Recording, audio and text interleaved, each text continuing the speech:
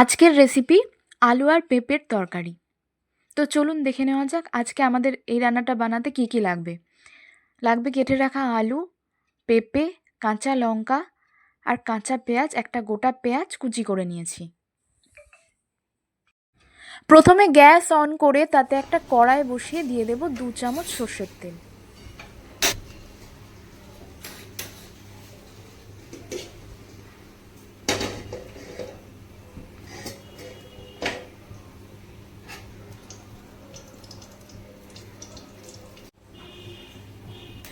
ওই তেলের মধ্যে দিয়ে দেব সামান্য কালো জিরে আর একটা কাঁচা লঙ্কা ফাটিয়ে। কালো জিরে আর কাঁচা লঙ্কাটাকে 1 মিনিট মতন ভেজে নিয়ে ওর মধ্যে দিয়ে দেব কেটে রাখা আলু আর পেঁপেগুলো। আলু পেঁপে ছাড়া হয়ে গেলে তার মধ্যে দিয়ে দেব স্বাদ মতো লবণ আর 2 চা চামচ হলুদ।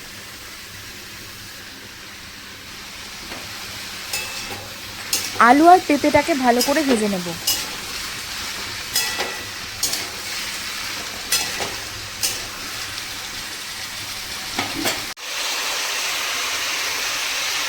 ভাজাটা মোটামুটি যখন এই পর্যায়ে চলে আসবে তখন এর মধ্যে দিয়ে দেব কুচনো পেঁয়াজ আর কাঁচা লঙ্কাগুলো মাঝখান থেকে চিড়ে নিয়ে দিয়ে দেবো।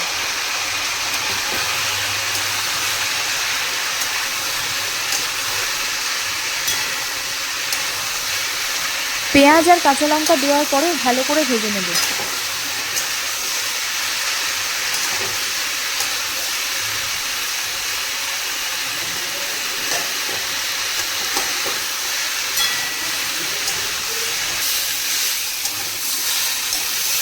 সমস্ত কিছু ভালো করে ভাজা হয়ে গেলে আলু আর পেঁপেটা সিদ্ধ হওয়ার জন্য দিয়ে দেবো জল।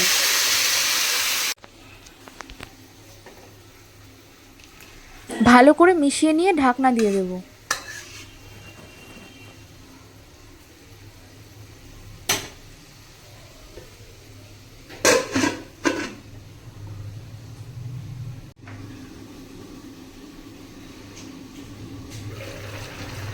কিছুক্ষণ অপেক্ষা করার পর ঢাকনা খুলে দেখে নেব আলু আর পেঁপেটা সিদ্ধ হয়েছে কিনা। আলু আর পেঁপে সিদ্ধ হয়ে গেছে। এরপর এর মধ্যে দিয়ে দেব 1 চা চামচ চিনি। ব্যাস তাহলেই তৈরি আলু পেঁপের মাখা মাখা তরকারি।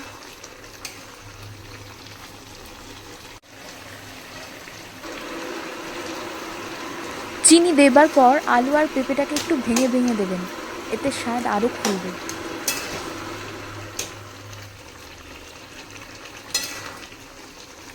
ভিডিওটি ভালো লাগলে ভিডিওতে একটি লাইক করে দেবেন এবং চ্যানেলটিকে সাবস্ক্রাইব করে পাশে থাকবেন আর কমেন্ট করে জানাবেন কেমন লাগলো আপনাদের এই ভিডিওটা।